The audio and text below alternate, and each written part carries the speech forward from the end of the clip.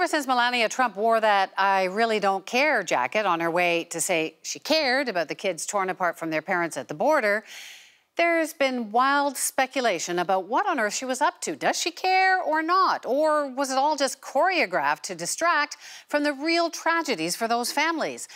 One thing is clear, it's hard to imagine the spouse of a Canadian leader blasting out a message like that. Coming up, we'll ask a former Canadian foreign minister if our values have become so different from President Trump's that it's time to break a long-standing agreement with the U.S. That's in a minute, but first, a bit of background. The United States will not be a migrant camp, and it will not be a refugee-holding facility. Won't be. Then came all those images of kids being separated from their parents. They all hit the headlines, and Trump has now pulled back on his policy. Anybody with a heart would feel very strongly about it. We don't like to see families separated. At the same time, we don't want people coming into our country illegally. The U.S. has long been dealing with migrants illegally crossing their southern border, and now we're also seeing a lot more people coming across our southern border from the U.S. So far this year, almost 10,000 people have been intercepted by the RCMP crossing into Canada. And here's where the values question comes in. In 2002, Canada signed an agreement with the U.S. called the Safe Third Country Agreement. It says people can't come to our border and claim refugee status from the U.S. because they're already in a safe haven, so they should be turned back. But now, some are asking if Canada and the U.S. still share the same values, suggesting that the U.S. is no longer a safe haven. Joining me is Lloyd Axworthy. He's chair of the World Refugee Council and Canada's former foreign minister. He's in Winnipeg. So, Mr. Axworthy, I got to start by asking you about Melania Trump and that jacket about "I really don't care." I mean, is that representative in some sort of weird symbolic fashion of just how different our values have become? Well, to begin with, it's like some weird omen appearing in a biblical story, you know, a writing on the wall. It's very perplexing, but I'll tell you one thing that is clear. There is an answer to the question that she put on her coat. There's a lot of Americans who care. You and former Justice Minister Alan Rock wrote an op-ed basically suggesting that this safe third country arrangement be suspended until conditions in the U.S.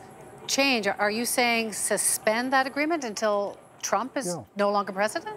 Well, I don't know if it's contingent upon him leaving, but it is contingent on the United States having a refugee system that is compatible or in some kind of sync with what we believe is the proper way to both respect refugees and to proceed or process their claims.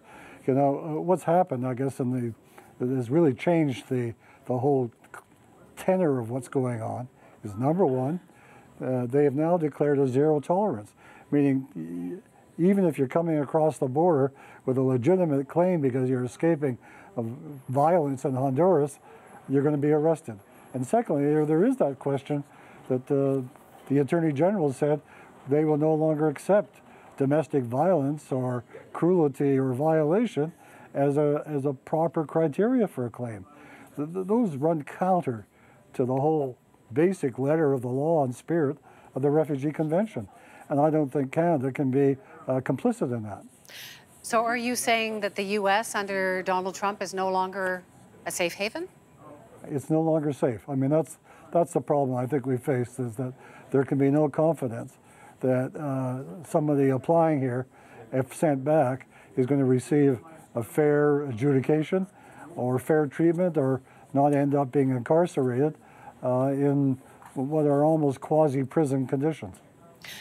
But do you really think that Prime Minister Trudeau is going to cancel or even review an agreement? Like, it would be a pretty big slap in the face with a guy he's trying to get a trade deal with. Yeah, look at Wendy. No one understands more that there's a delicate balance here. I mean, the statements by the president at the G7 about Canada and the Prime Minister, I think have really cut to the quick. That this is a person you can't deal with on normal protocol or polite grounds. But at the same time, you know, I think the Prime Minister has from the opening of the election, made it clear that Canada stands for certain values internationally: openness, diversity, fairness. Lloyd Axworthy, so nice to talk to you. Thank you. Wendy, thanks for the opportunity.